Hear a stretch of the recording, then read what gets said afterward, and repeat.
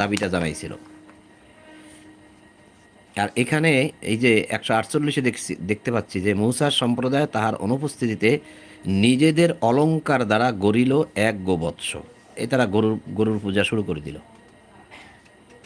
গরুর পূজা শুরু করে দিল তারা। তো এটাও আমরা দেখলাম। তারপরে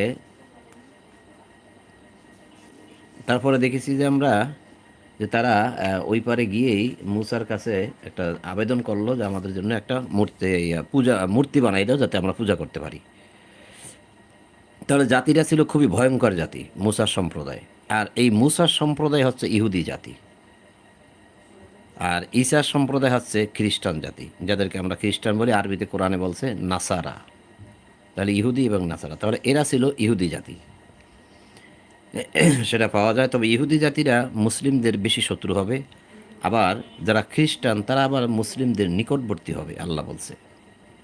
দেখাবো আমি, আপনি আয়াত এখন পেয়ে যাবেন।